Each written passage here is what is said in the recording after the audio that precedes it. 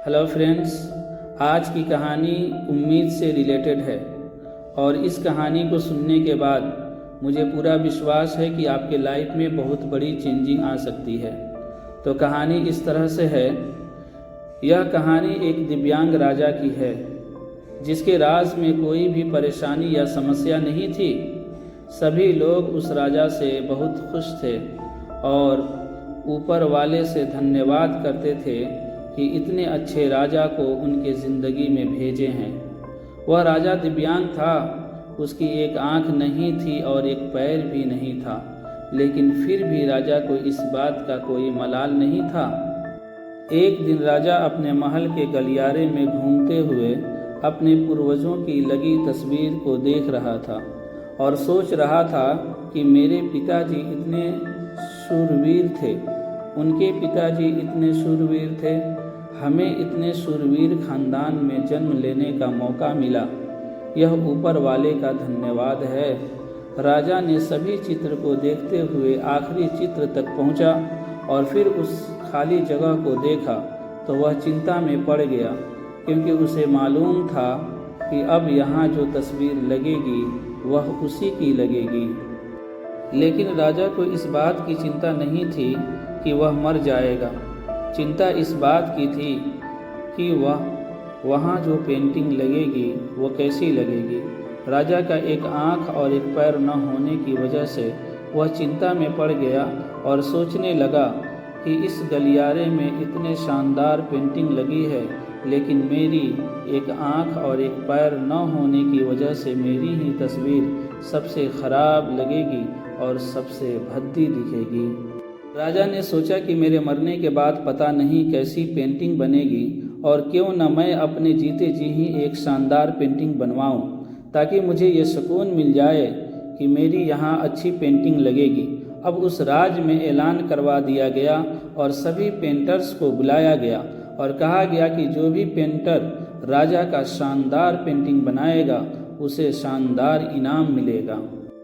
सभी पेंटर राज में आए और उन पेंटर को पता था कि अगर शानदार पेंटिंग बनेगा तो शानदार इनाम तो मिलेगा, लेकिन जिस राजा का एक आँख नहीं है, एक पैर नहीं है, उसका शानदार पेंटिंग कैसे बनेगा। पेंटर सोच रहे थे कि इनाम का तो पता नहीं, लेकिन अगर शानदार पेंटिंग नहीं बनी और राजा गुस्सा हो गया तो सज़ा मिलेगी। इसलिए बड़े बड़े चित्रकार भी आगे नहीं आए। तभी उसमें से एक लड़का बोला, राजा साहब, मैं आपकी पेंटिंग बनाना चाहता हूँ, मुझे 24 घंटे का वक्त दीजिए। अब सभी बड़े बड़े पेंटर हैरान हो गए कि ये लड़का क्या पेंटिंग बनाएगा, और अगर राजा को पेंटिंग पसंद नहीं आई तो इसे सज़ा ज़रूर मिलेगी। राजा बोला, ठीक है, आप बना करके आइए।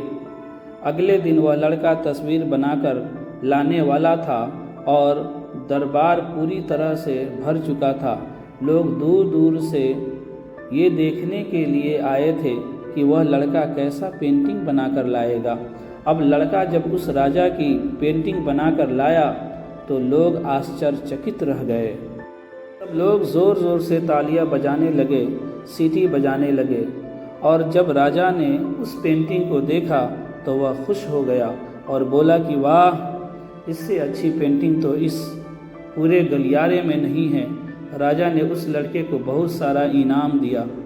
अब आप सोच रहे होंगे कि उस राजा की क्या पेंटिंग बनी होगी जिसकी एक आँख नहीं है और एक पैर भी नहीं है। कैसा पेंटिंग बना होगा। उस तस्वीर में लड़के ने उस राजा को एक घोड़े पर सवार किया था। एक साइड से उस राजा का एक पैर दिख रहा था और राजा तीरंदाजी करते हुए निशाना लगा रहा था, और निशाना लगाते वक्त एक आंख बंद हो जाती है, और उस लड़के ने उस राजा की वही आंख बंद की थी जो राजा के पास नहीं थी।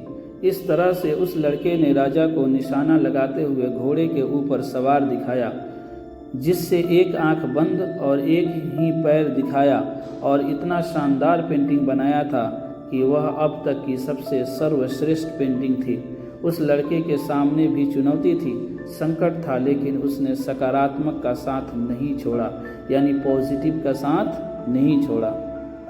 ज़िंदगी में आप जिस भी मकाम पर हो, जिस भी संकट में फंस जाएं, जिस भी स्थिति में हो, अगर आपने सकारात्मक का साथ कभी नहीं छोड़ा तो यकीन मानिए आप उस संकट से बाहर निकल जाएंगे।